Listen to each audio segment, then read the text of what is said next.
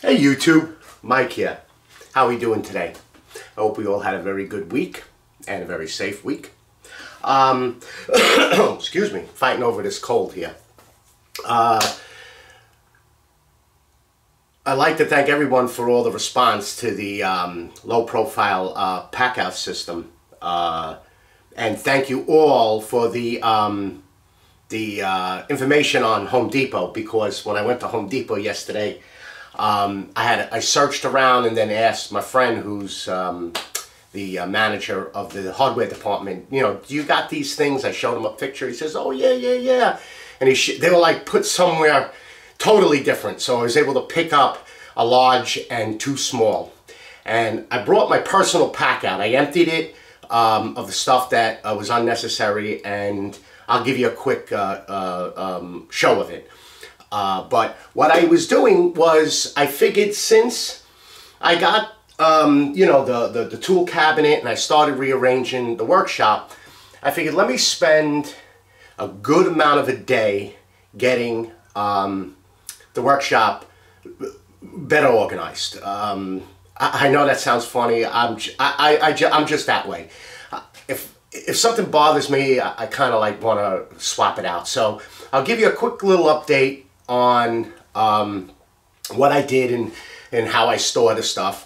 But I found something, because I even went and did some work in the attic. I put some LED lights up there, because eventually I want to put some shelves up there to put stuff like some wood, and I actually found my pen turning, so I mounted, I'll show you, I mounted another camera bar up at the ceiling here. So when I'm working on the MFT3 table with the Jet mini router, I can have a camera right here pointing down to where I'm going to be doing the pens. So I found the boxes of the pen pieces. But while looking for it, I found this jig that I made quite some time ago. Now, I did not make it up. I found it. I think it was either in the Woodcraft magazine or one of the magazines. I found it. It was kind of like you send in something that you figured out, a jig or something, and you could win like a drill or drill bits and stuff like that. And I saw this thing and I thought it was really good. And originally, when I had a different miter saw station, I had this thing mounted. But let me stop the yap, and let me show you it, because I mounted it on the router table. Okay, let me bring the router table closer. I cut them down a little bit so that they can fit, but you see, okay. I found this system, and what it is basically is it's a kind of a jig that basically you can adjust by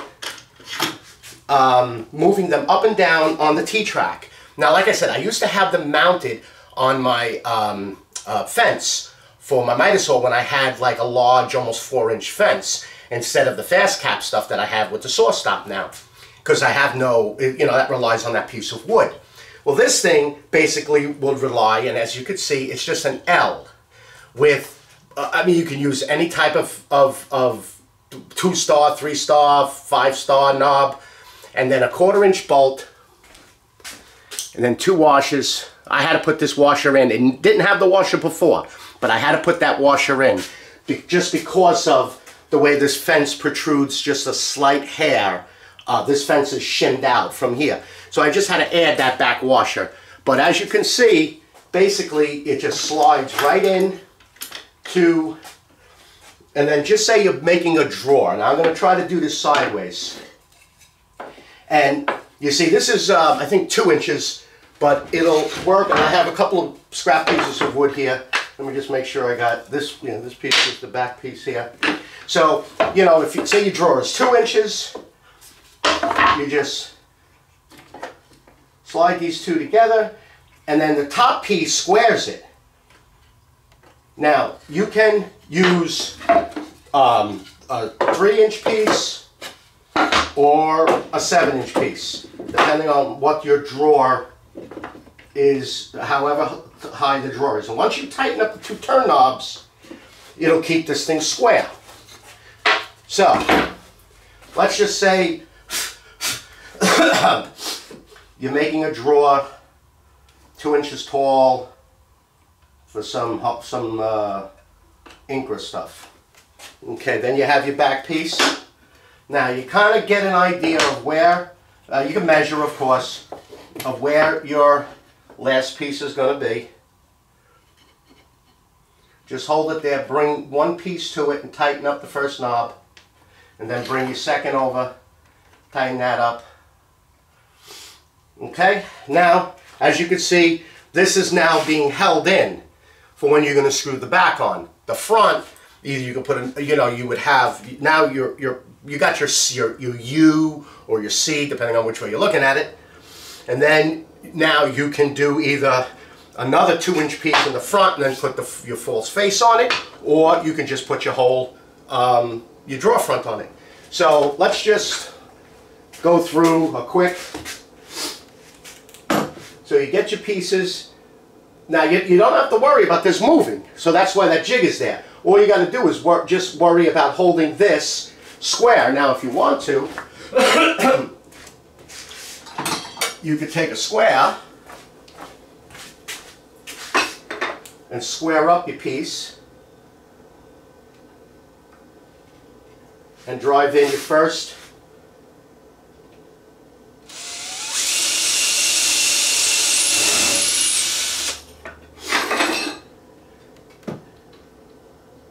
You could do this with your air nailer.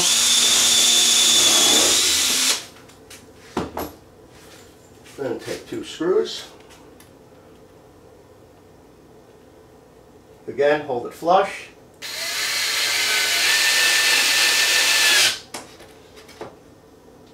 Now it's not meant to clamp, it's not a vise. It's just meant to hold it in the position so that you can get the back on without having to worry about that piece is moving back and forth. Oh man, excuse me.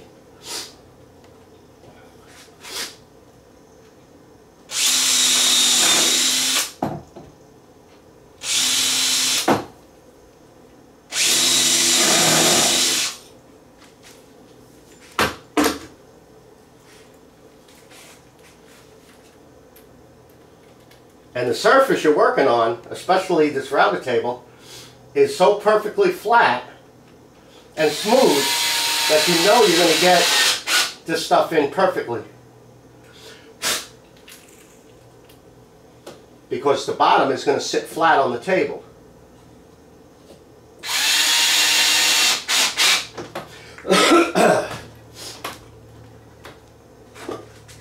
There you go. Now you can always take this, move it. This is what I used to do. And I never had a dust port either, so that's what. But yeah, I was looking, and then you could put this up against your board here, and then you can actually sandwich this way. So just lock one down, get it right up against your fence, lock that down, and now just just say that's your door, just say that's your face. Now you can put your face on. Now you're not, like I said, when I did it on the, why can't I think of what I'm talking about? When I did it on the miter saw, I had a little bit more room and I didn't have this track here. You can also build, I'm not even in the camera, you can also build something that can clamp onto your MFT table, so you got your whole MFT table, clamp it down either with the clamps, so it's nice and square. Put 2 dogs up against the back so that you're flat. Clamp it down. Router in one of the one of these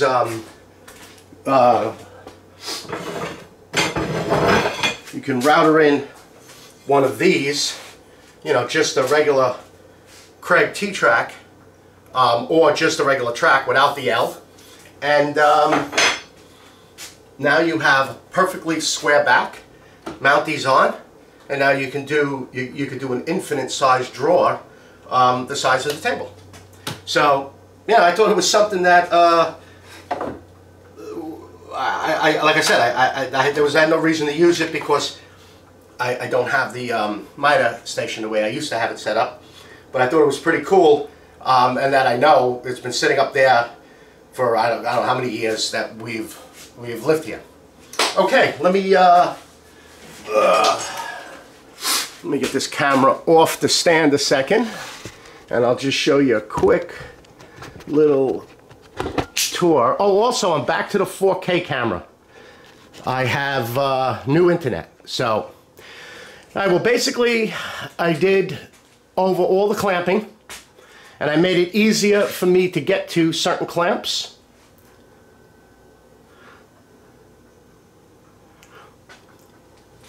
The woodpecker stuff is still the same, but what I did was I mounted my Porter cable dovetail jig and my Incra box jig on the wall there.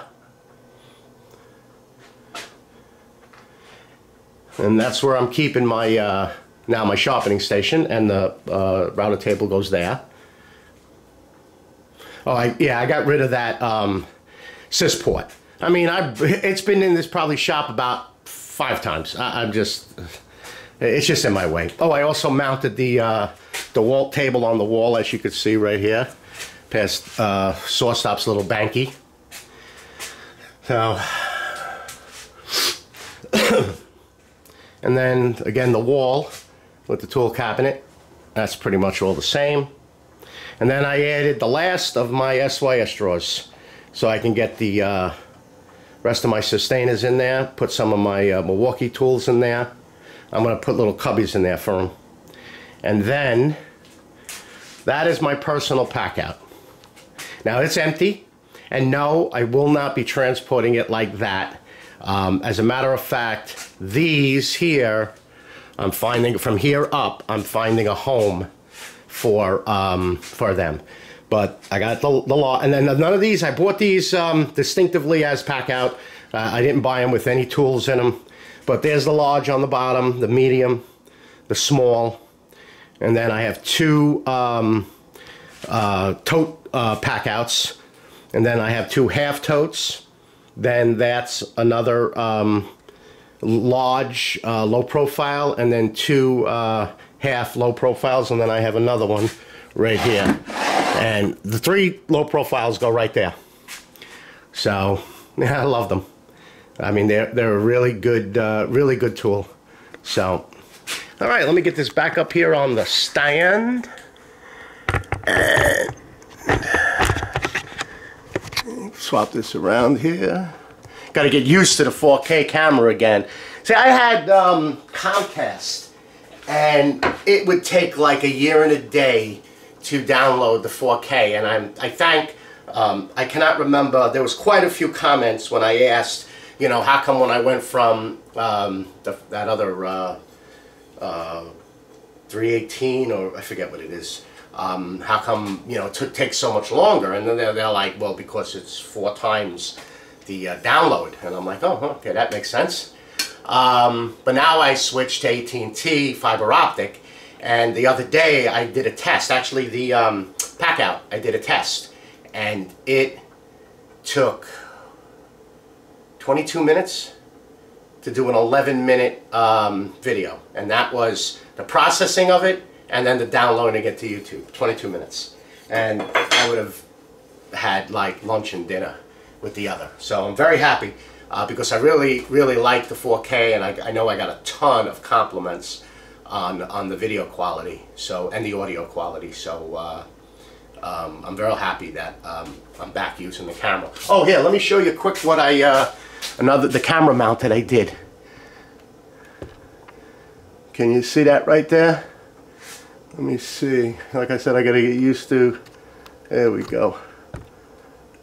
Oh, there we go. That's what I did. That's another 2 camera mounts, and then that's my other camera mount there. Look at this. Look. Oh, I hope I'm never a videographer. Yeah, that's my other camera mount. Well, really the light mount when I do stuff on the table. But yeah, I'm gonna start doing the pens again. I'm just gonna turn a few because I haven't done them in 2 years. Pens. I used to do hundreds of them. Great gifts, man. I used to give them all out to the people that I did like tanklesses for, or big jobs. I used to give gifts. You know, even if it was a husband and wife, I'd give him and her pen. I'd turn a nice one, kind of get like what they like, or if they were like, just say Gator fans, I would buy the acrylic blank that's kind of like the color, or if they were Georgia Bulldog fans or whatever. So yeah, it was nice. It was a nice little gift I used to give them. So okay, again, 5,040 something subscribes. Thank you very much. Greatly appreciate it from the bottom of my heart. Again, I am really touched by it. I never thought I would reach this milestone, but it just gives me more and more energy to put out videos. So again, thank you very much. All right,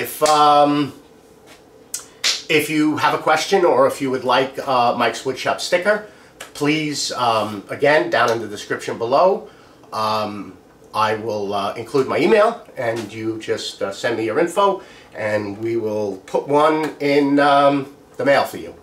Alrighty, so yeah, I think that's it. Oh, today, today's the last NASCAR race. My wife and I are a little depressed that we got to wait those couple of months before the season starts again, and our new driver just barely, he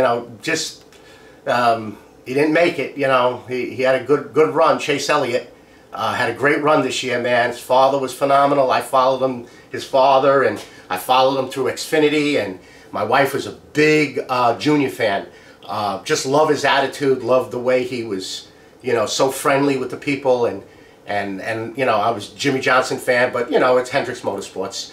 But I told my wife, I said, look, there's another junior coming up, and his name is Chase Elliott, and we started following him, and he won the championship and was moved up, and had a great year, had a really great year, 3 wins, and I really wish he was in the chase, no pun intended. So, all right, YouTube. Again, thank you very much for all the subscribes, the likes, and the comments. And I know I'm just rambling on here, but it's just a slow Sunday for me until the race starts.